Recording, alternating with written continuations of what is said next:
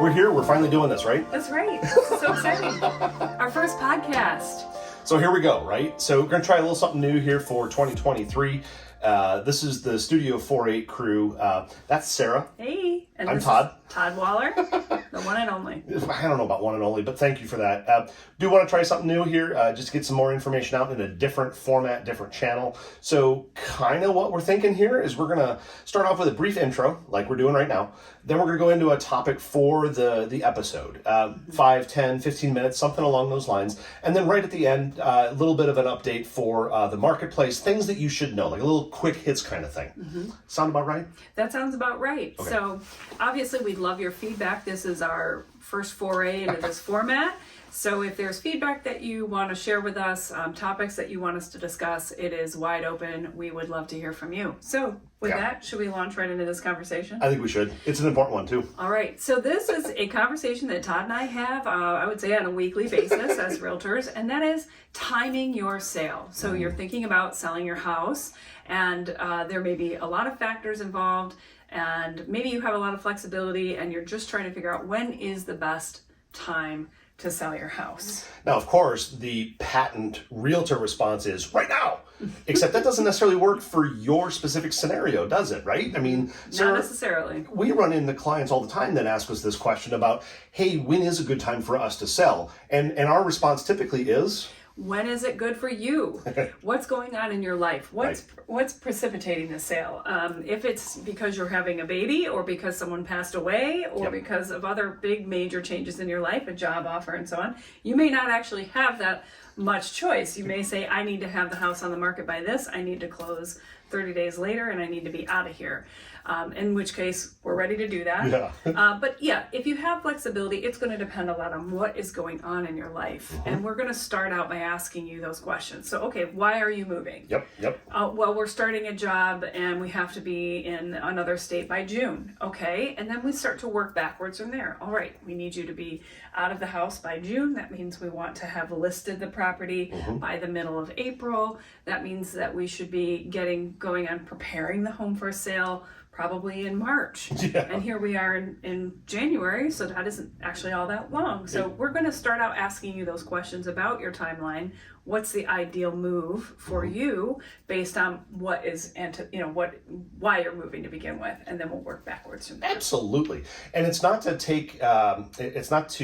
diminish the question, because I think a lot of people ask the question about, well, if all things are equal, what is the best time of year for me to consider selling? Mm-hmm. And I think we understand that as professionals. Mm-hmm. More importantly to us, we believe for our clients, is what's the best answer for them in their specific circumstance. Mm-hmm. So to that end, there is a thing called seasonality when it comes to selling a home, right? That's right. I mean, we've seen numbers. Especially in our climate, right? It's not as if we have 70-degree days every day, all day. So yeah, there's absolutely a seasonality to it. Yeah, Ann Arbor has this thing called January, and it involves cold and snow. And dark days. And dark days. Yeah. And if you live in Michigan, you kind of look around and you're like, no, I really don't want to move in the middle of winter. Except there are those things that happen in life, i.e. a new job, that you have to move. Right. So that's why we start with hey, what's going to be best for the client and what's their timeline to move, and work backward from there. That's right. Definitely. Mm-hmm. So let's talk about that seasonality. Mm-hmm. Are there specific times in the season where you're like, yeah, no, this is not a good time? Or I mean, as you said, it's kind of a joke. Realtors are always going to say, right now is the best time. Okay, so if I have a choice, I'm probably not going to want to list a house the week of Christmas, let's say, right? Or even Thanksgiving, because most people, realtors included, are spending time with their family. They're going out of town. They are focused on things that are, buying a house or looking at houses isn't necessarily on the forefront for those particular weeks, right? Mm-hmm. Sometimes I'll have a house that's ready to go. We have the photos taken maybe. We have all the ad copy. The house has been, there's been repairs made, staging, what have you. But we're kind of waiting for the weather to break. Mm. I don't want to list a house and then have showing start on the day that we get 6 feet of snow. So at different times of year, we're going to have to pay attention to the weather. That's just how it is. Mm-hmm. And then, the local market economy has got a huge thing Absolutely. To say about when is the seasonal time of year to buy, right? So, or to sell for that matter. Ann Arbor, our biggest employer obviously is the University of Michigan. University of Michigan gives out their job offers in early spring, right about now into February. They are preparing for the next round of graduate students, medical students, professors, and so forth. And so our phones are going to start ringing over the next month here with people who are coming into town and going to be looking for housing, and they're already planning on what they're going to be doing in the spring. Absolutely. In fact, I can give a quick example. It wasn't even staff at the university. It was a student who was beginning the winter semester here. I started talking with them back in mid-late fall and helped them settle into a place right before the Christmas holidays kicked off. So, yeah, it happens. There is demand. There is inventory across some more difficult, challenging portions of the year, if you will. And things still do happen. It's just that there isn't a lot of it going on. And it's usually as a result of, I have to be someplace, right? Right. That's right. And I mean, just same with sellers having reasons outside of their control that cause them to sell. There are buyers for reasons outside of their control who need to buy. So there's always going to be a matchup there, I think, regardless of the time of year. But certainly in Washtenaw County, our sort of natural seasonal market, I would say, starts end of February, beginning of March. And then it kind of gets busier and busier and busier. And then around the top of the summer, end of July, August, activity starts to slow. People are often on vacation. They're for whatever reason, it kind of gets a little quieter. Now, what's interesting, and I'm sure you've heard this, sellers, when we're talking about numbers, when we're laying out, what our pricing recommendations are, we'll look at the numbers of sale prices, say in like July and August, and think, oh, well, highest sale price was, in July. I should wait until July to sell. Right. Well, what are they actually looking at? Yeah, well, let's see. A contract usually takes what, 45 to 60 days? 30 minimum, but usually 45 days. 45 days or so. So really what that seller is looking at the end of July, beginning of August as a sales price is a price that happened 45 days prior. Right. So what's actually that? More like a May list price. There's a lag, in other words. There's a lag between when the house was actually sold, put under contract, and when it closes in that sales reporting. So in fact, I would say probably the highest sale prices tend to be the houses that were listed in like April or May. Yep. But now consider this. That's when the most competition is on the market. Taking the words right out of my mouth. Exactly. It's like we know what we're doing. And we've been around the block a few times. That's right. Yeah. And so when somebody asks that question, what's a good time for us to sell? That's why we revert right back to what is it that you're trying to accomplish? Because if you have to move in the wintertime, for example, it could be a very good time for you to sell. Why? Number one, there really isn't a heck of a lot of inventory. Right. Because people don't like moving in the wintertime. And on top of that, as a seller, you know that if a buyer is coming through your home in the middle of winter, guess what?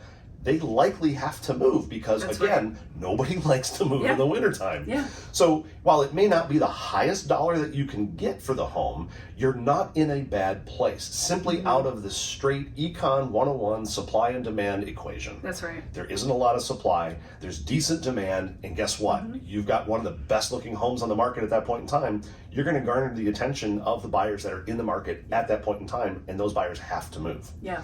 So, there's pros and cons to both. And, I have a listing coming up today, a little condo. It's January 2nd, 2023. And we are the only condo on that side of town for sale. And it's stinking cute, by the way. I'm not surprised. I have no doubt it's going to go quickly, and it will probably get the price that we would have gotten had we listed in spring. And there's some math that you have to do too. I talked to my seller about this when we were deciding. And by the way, she's selling because she's moving to her new condo, which is about to be constructed. So, but we discussed, now should we wait till spring? Should we wait until March or April when the students are starting to come back to town? And I said, that's up to you. You have to do the math on how much money are you going to spend holding that property, paying the mortgage and the taxes and insurance on that property for 3 months just to wait around for a student. And once she thought about it that way, she quickly said, well, no, we're just going to list it when it's time, because that's automatically out of her pocket, close to $8,000 in that case. Could be more for you or less, but yeah, it's not usually good to wait around on a vacant property. Now, there is an exception, right? Yes. If I walk into a house and I'm doing an initial consultation with the seller, I'm let's say we walk in and we have a property, like you just sold a house recently that needs a lot of work, or has some major repairs that ought to be done. In that case, you might suggest, listen, I really think that you ought to do these 3 things before we put it on the market, even though it means holding off by a month or 2. And in this particular circumstance, the home that I had on the market, the seller was in a position where they said, we want to unload this home as quickly as possible. They were also very realistic about what the home was and the condition that it was in. So again, working with the seller, what their goals are, what their level of reality is, I think is a good way to put it. You work with them to say, hey, here's a clear plan of attack that we can, in a short period of time, get the highest dollars for you on this particular home. So again, I don't believe there's any one-size-fits-all answer to the question, is this a good time to sell my home? I think it always has to be qualified. Why are we selling? What's happening? What's precipitating all of this? But the question simply is, in general, what's a good time to sell the home? I don't know. When it's 75 degrees and sunny, it's probably a good day, right? Yeah, I mean, and especially in a climate like ours, around Mother's Day when the flowers are out and the trees are in bloom and the grass is green, I mean, you just can't beat it from a photography standpoint. Right, so that's great, but we can't all be on the market then. The other thing that Todd and I have a lot of experience with that impacts the question of when is a good time to sell has to do with timing, maybe the sale of an existing home that you own. So in other words, should I sell the house I'm living in now before I buy, or vice versa? And how do we time that? And that gets an added layer of trickiness. Well, and I think, Sarah, the example that you gave about your client whose home you're listing today, who is under contract and is building a new place, I think that's the prime example right there. Right. And like, hey, how long do you believe you're going to hold on to this property, and what are your holding costs? That could determine whether or not you buy first and sell later. You also have to be qualified to be able to do that too. So there's a separate question and conversation there as well. But if you've got the ability to purchase first and sell later, maybe that makes sense. And in this particular circumstance, it made sense for her to immediately list the property while they're marching on their way towards closing on that new construction, simply so that she doesn't have carrying costs down the road. That's right. And I mean, there's so much to that particular topic that is, depends on the individual situation. And we could do an entire podcast on how to do that. It's tricky, but it's completely doable. A lot of it, like Todd said, I think it really depends on, are you financially qualified to carry both properties, because that will expand your options. And if not, if you must sell your home to get the equity in order to purchase the next home, we can do that. It's going to definitely impact timing in that case. And absolutely. And there's all kinds of things that we can do to get ready and sort of get the stars to align exactly the way they need to be. Most of that involves having the home ready. I would argue. Absolutely. So there are times where I have people who know that they are going to be purchasing at some point this year when the right property comes up, and they have to sell the house they're in. So I'm going over to just say, okay, what do we need to do so that on the drop of a hat, we can list the property they're in so that they can hurry up and pursue the property that they want to buy? Because we just don't know when that's going to be. It's all going to happen when they find the right house, right? Absolutely. So. And things have changed a little bit too in the marketplace right now. So, last couple of years here, as we went through pandemic, you did not, as a purchaser, have the ability necessarily to make an offer that was contingent on the sale of your home. So getting a little bit into the weeds, right now we're getting back to domino closings where in order for this home to close, this buyer's home has to close. And in order for this buyer's home to close, their buyer's home has to close. So you've got this domino effect. Again, we can get into that into some depth later, but we're finally getting back to a more, quote, normal marketplace, I think. Yeah, I would say that in the right circumstances that can happen. Yep, absolutely. So I think... to summarize as far as timing goes, it really is about working backwards. When do you need to be out by, or when do you prefer to be out by? And then let's tack on or subtract at least 45, let's call it 60 days to be safe for having your place on the market.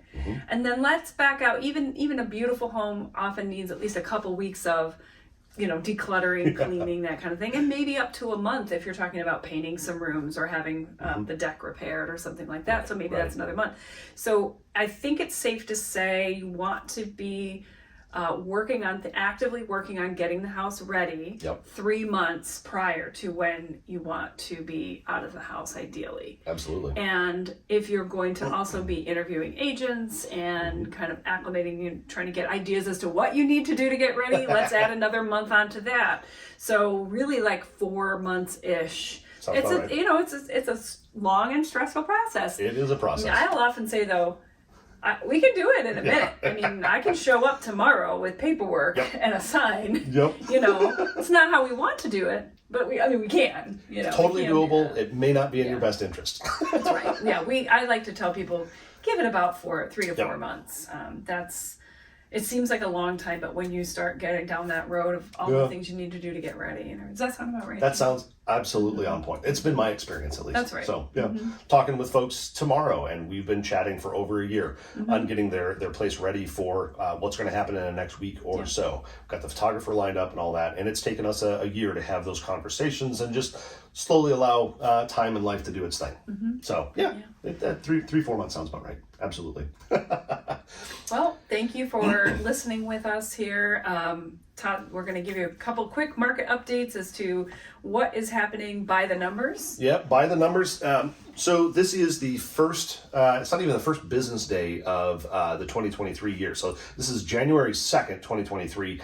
And we've got Fannie Mae with their 30-year fixed mortgage rate is showing 5.99% on a 30-year fixed mortgage. We're back under 6. Yay! Yeah. In spite of the Fed interest rates rising, mortgage interest rates are falling. It's amazing. Homes for sale. 717 homes for sale currently in Washtenaw County. There are 696 homes that are currently pending. So you've got homes that are active and just about that same number that are currently pending. So the market is moving along. It's about a 1-to-1 ratio. It's pretty good. About 1-to-1 ratio. There's currently 1.8 months worth of inventory. So based on last month's number of sales against the currently active homes, there's about 1.8 months worth of inventory that is currently available. That's still trending towards the favoring sellers in today's marketplace. So if you're looking to sell, it's not a bad time to think about it. And if you're looking to buy, just get ready. There's stuff to consider, just not a heck of a lot. So this is Todd and Sara with Studio 4 8. We're here to help you recreate real estate.